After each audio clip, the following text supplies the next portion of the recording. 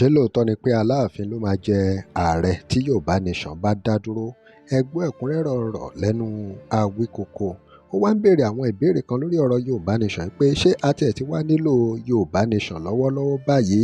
Ṣùgbọ́n ìbéèrè kan táwọn èèyàn tún wá ń dáhùn ní pé ṣó yẹ kí àwọn Fúlàní dáràndáràn kí wọ́n máa pa àwọn Yorùbá, kán máa pa àgbẹ̀ Yorùbá, kí èèyàn sì máa béèrè pé ṣé Yorùbá. Ohun tóun tún wá ń sọ ni pé ṣe bẹ́ẹ̀ rí i pé Tinubu ọmọ Yorùbá ló wà ńbẹ̀, pé bí Tinubu ṣe máa padà síbẹ̀ ló yẹ kí gbogbo ọmọ Yorùbá máa sáré tọ̀ lákòókò yìí. Ẹ̀yin èèyàn wa, báwo lẹ ṣe rọ́rọ̀ yìí sí o? Nítorí pé àwọn èèyàn kọminú lórí ọ̀rọ̀ yìí o, bó tiẹ̀ jẹ́ pé àwọn kan sọ pé pé tí Yorùbá bá wà ńbẹ̀ náà ni Yorùbá Nation lè jáde o. Kí lè ròyìn lórí ọ̀rọ̀ yìí o? Ẹ wò ó sọ̀rọ̀ nípa ọ̀rọ̀ oúnjẹ o, pé oúnjẹ àwọn òkè ọya náà ni ilẹ̀ Yorùbá jẹ, ṣùgbọ́n ìbéèrè kan táwọn èèyàn tún wá béèrè ni pé ṣebí àwọn Fúlàní dáràndáràn náà ni wọ́n pa àwọn àgbẹ̀ wa tí ò fi jẹ́ kí oúnjẹ pọ̀ ńlẹ̀ Yorùbá? Ṣé Odùduwà Nation ni kó jẹ́ ni àbí Yorùbá Nation?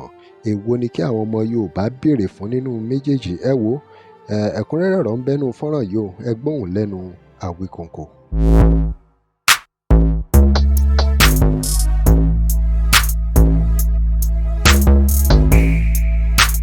Tribal mark among Oyo people. Therefore, if Unipele, the Pele tribal mass wearer, is angry, let the Alabaja Hogin, the Halafin, and Oni should unite. Email Tundes2003 at yahoo.com. Facebook at Tunde Odeshola. Twitter at Tunde Odeshola. Reader Àkàndá ọ̀rọ̀ Awíkókó. Mo nígbàgbọ́ pé gbogbo ọmọ káàárọ̀ oòjíire bí láǹfààní láti gbọ́ àpilẹ̀kọ yẹn látọwọ́ ọ̀gbẹ́ni Túndé Odeshola. Àpilẹ̀kọ ọ̀hún jáde nínú ìwé ìròyìn The Punch lọ́jọ́ Jímọ̀ ọjọ́ 16 oṣù karùn-ún ọdún tá a wà yìí. Lílé tó túmọ̀ sí wípé ìran ọmọ aládé ìran kóòtù òjíbí, ìran ọmọ káàárọ̀ oòjíire gbogbo ọmọ Yorùbá, àwọn nǹkan tá ń fà yé kò necessary. Ìṣètò ká máa fà ọ̀rọ̀ fortunately àwọn tọ́rọ̀ òye, àwọn sì tàn òye, àwọn tó yẹ òye, àwọn sì nǹkan òye, àwọn tí làákàyè wọn ò tó nǹkan, àwọn ní ń da nǹkan rú. Àwọn ló bí gbogbo ìṣẹ̀lẹ̀ yìí, àwọn ní lùlù tí ọ̀dà sí ti bàbá wa Aláyélúwà, ikú bàbá yèyé Aláàfin Ọ̀yọ́. Gbogbo n tó wá wù ká wí, Ọlọ́run nínú àánú ẹ̀ yóò yanjú ẹ̀ láàrin àwọn bàbá wa. Ọkàn jẹ́ wípé oró mọ́sọ̀kù eléyìí tó mú lọ́wọ́ náà yóò sì padà sọ ọ̀rọ̀ kódà káwọn ọba méjèèjì ó parí ìjà wọn lọ́la. Ìtàn tá à ń sọ sẹ́ni tí yóò stop ẹ̀, kò sẹ́ni tó máa dá wa dúró. Kí lèèyàn jẹ́ àwògedengbe fún gbogbo ọmọ tẹ́títẹ́tí tó mọ̀rọ̀ gbọ́. Now ẹ jẹ́ wá padà sórí ọ̀rọ̀ ti wípé bá a bá tiẹ̀ gba Yorùbá Nation, wọ́n ní Aláàfin ni yóò jà rẹ̀. Ẹ̀rù wá ń bà wọ́n mọ́ káàárọ̀ oòjíire bí pé then ẹ jẹ́ ká change orúkọ ẹ̀, ẹ jẹ́ ká ṣe gbá, ẹ jẹ́ á sọ di Odùduwà Nation, ẹ jẹ́ á sọ di kinní kan Nation, ẹ jẹ́ á yí padà, ẹ jẹ́ á ṣe gbá, ẹ jẹ́ á ṣàwo. Mọ̀ wá ní ó yẹ ká sọ̀rọ̀ díẹ̀ lórí ẹ̀. Kí ni tó yẹ ká sọ lórí ọ̀rọ̀ Yorùbá Nation, ọ̀nà Yorùbá Nation? Ó ní wípé ǹjẹ́ ìran Yorùbá ní ìdí ọ̀rọ̀ Yorùbá Nation náà? Tẹ́ bá bí èmi Àkàndá lè rí, màá sọ fún yín pé 100% a ní ìdí ọ̀rọ̀ Yorùbá Nation nísìnyí. Bó bá jẹ́ pé lóòótọ́ la lè bára wa sòótọ́ ọ̀rọ̀ ká sì gbóòótọ́ ọ̀rọ̀ lẹ́nu ara wa.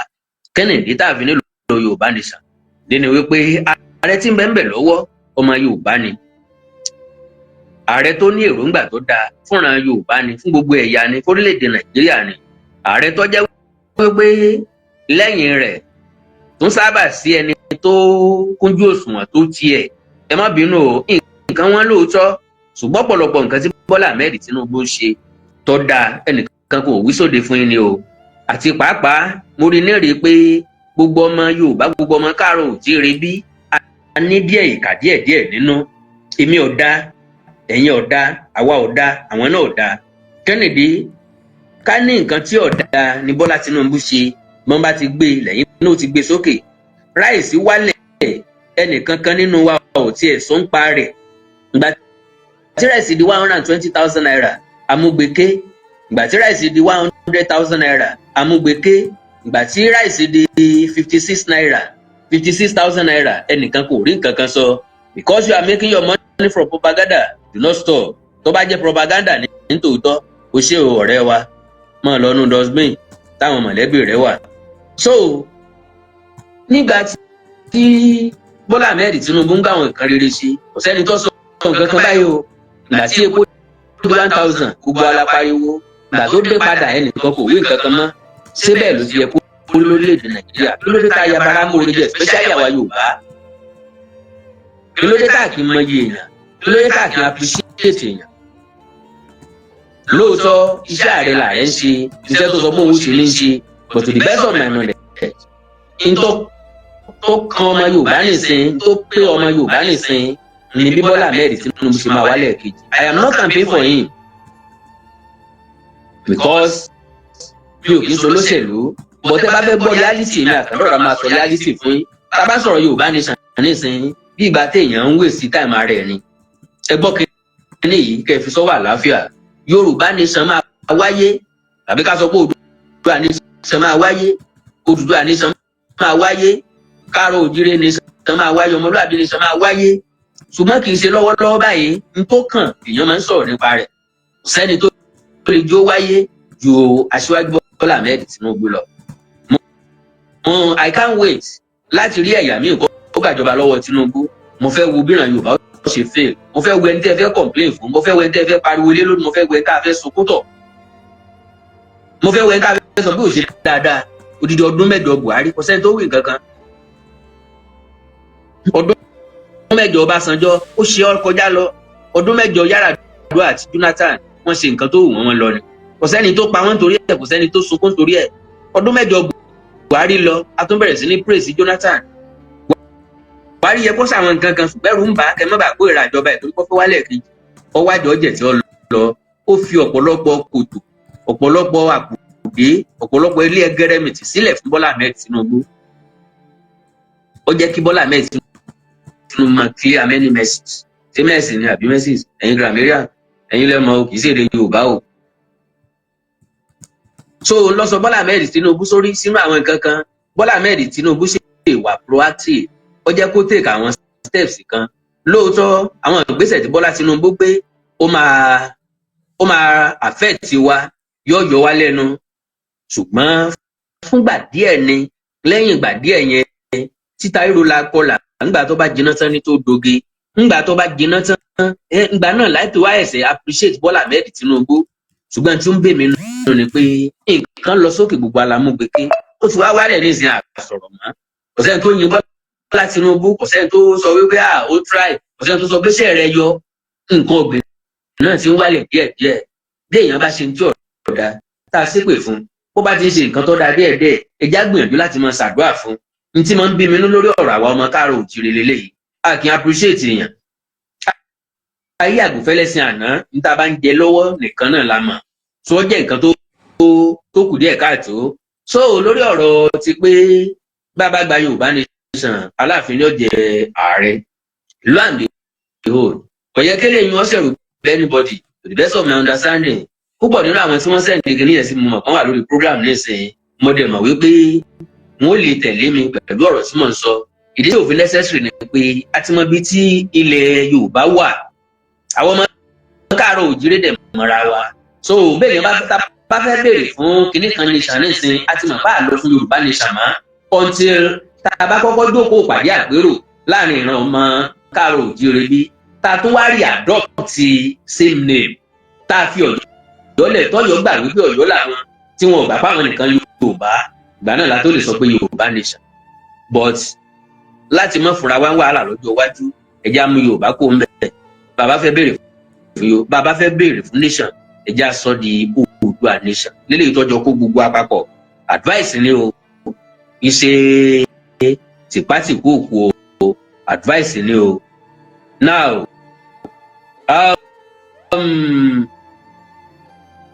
ń bọ̀ o.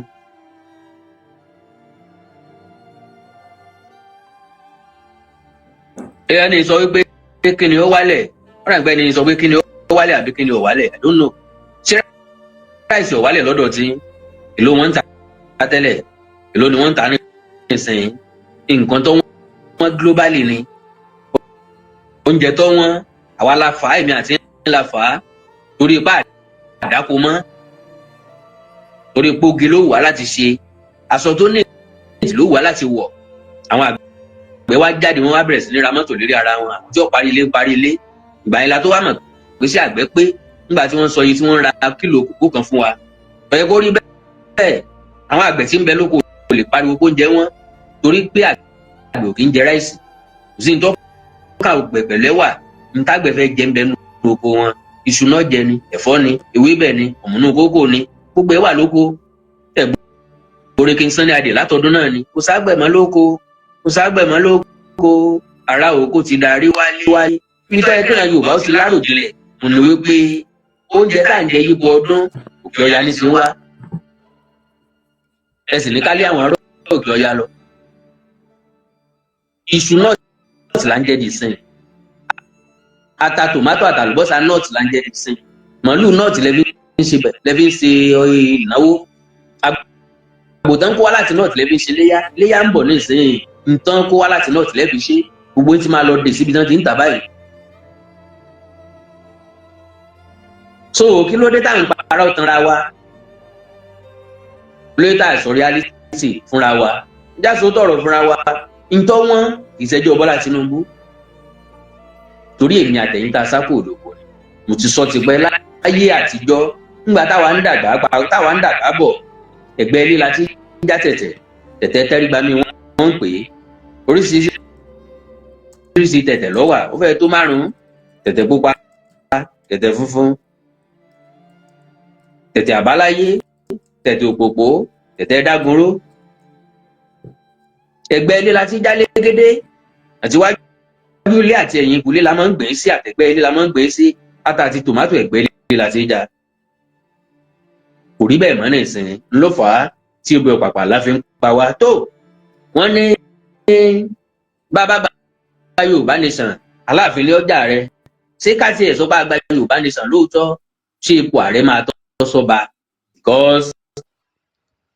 tó òun nìyẹn o ẹ̀yin èèyàn wa kí lè ròyìn lórí gbogbo èyí tá a sọ yìí àwọn èèyàn sọ̀rọ̀ nínú fọ́nrán yìí o wọ́n fi bó ṣe rí lọ́kàn wọn wọ́n fi sílẹ̀ ní comment section ẹ̀yin èèyàn wa ọ̀rọ̀ rẹ o kí lè ròyìn ẹ dá sí o ṣé àsìkò ti tó láti máa béèrè fún Yorùbá nation àbí kò yẹ kí a tí ì máa béèrè fún Yorùbá nation ṣé kí Tinubu wọlé lẹ́lẹ́ẹ̀kejì gẹ́gẹ́ bí Awíkókó ṣe sọ pé Tinubu ló yẹ kí wọ́n máa sọ̀pọ́ọ̀tì báyìí láti wọlé ẹlẹ́ẹ̀kejì pé ráìsì ṣáà ti lọ́lẹ̀ pé Tinubu ó ń ṣe bẹbẹ pé ṣùgbọ́n àwọn èèyàn ní láti ṣe sùúrù ẹ̀yin èèyàn wa báwo lọ̀rọ̀ yín ṣe rí lára yín o kí lè rí sí ẹ drop comment yín remember to like share and follow us thanks for watching à ń lọ fún ìpolówó ọjà ẹ pè WhatsApp number page. tẹ́ ẹ bá lè rí àmì ṣe gbogbo ogun tó lóhùn ní gbọ́ tó lóhùn ní gbà lórí ayé yín iná agbára Ọlọ́run máa jó dànù kí lè nǹkan tẹ̀ ń là kọjá tó dàbí pé ẹ ti wá ọ̀nà àbáyọ ṣùgbọ́n tí ẹ ti rí ọ̀nà àbáyọ